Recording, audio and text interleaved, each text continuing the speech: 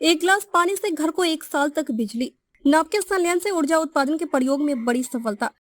संयुक्त राज्य अमेरिका में शोधकर्ताओं ने परमाणु रिएक्टरों परमाणु संलयन के संलयन से ऊर्जा उत्पन्न करने के प्रयोग में बड़ी सफलता हासिल की है और इस प्रकार कार्बन मुक्त एवं सुरक्षित ऊर्जा उत्पादन विकल्प की संभावना प्रबल हुई है। यदि इस पर अधिक शोध किया जाता है और वास्तविक उत्पादन परियोजनाएं अस्तित्व में आती है तो सिर्फ 1 गिलास पानी एक घर को 1 वर्ष के लिए बिजली देने के लिए पर्याप्त बिजली उत्पन्न कर सकता है। अमेरिकी ऊर्जा सचिव जेनिफर ग्रानहोम ने मंगलवार को घोषणा की कि कैलिफोर्निया में लॉरेंस लिवरमोर नेशनल लेबोरेटरी में परमाणु संलयन प्रयोग एक बड़ी सफलता रही है।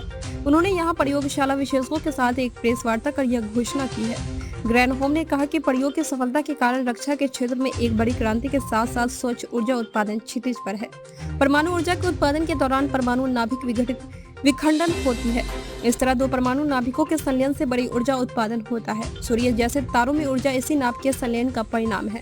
तो एक मायने में यह प्रयोगशाला में सूर्य के बनने की प्रक्रिया है और दुनिया भर के कई देशों में पिछले 1 दशक से प्रयोग चल रहे हैं, लेकिन अब तक इस प्रक्रिया के लिए आवश्यक ऊर्जा प्राप्त ऊर्जा से अधिक थी।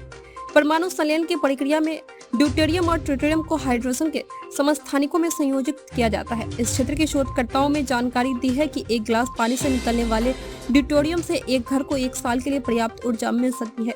हालांकि ट्रिटियम आइसोटोप दुर्लभ है, इसे कृत्रिम रूप से उत्पादित किया जा सकता है। इस प्रक्रिया पर अमेरिका, ब्रिटेन और यूरोप में सालों से शोध चल रहा है। फ्रांस में अंतर्राष्ट्रीय थर्मोन्यूक्लियर प्रायोगिक रिएक्टर प्रयोगशाला यूरोप में अनुसंधान का मुख्य केंद्र है।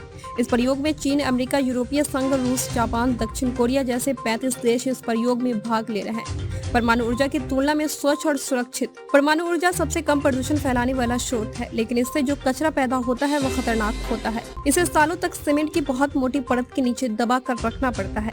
हालांकि परमाणु संलयन प्रक्रिया में ऐसा कोई खतरनाक पदार्थ उत्पन्न नहीं होता है। इसके अलावा शोधकर्ताओं ने सूचित किया है कि चेर्नोबिल और फुकुशिमा जैसे परमाणु रिएक्टर दुर्घटनाओं की कोई संभावना नहीं है।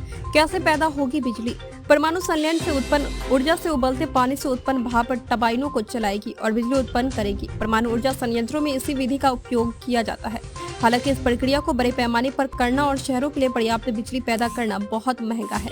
दुनिया भर में लाखों बिजली उत्पादन संयंत्र स्थापित करने की चुनौती भी होगी, जो पारंपरिक ईंधन और परमाणु ऊर्जा को एक व्यवहार्य विकल्प प्रदान करेगी। शोध में जुड़े लोगों ने बताया कि परमाणु संलयन प्रक्रिया की लागत को कम करने के लिए भी शोध चल रहा है।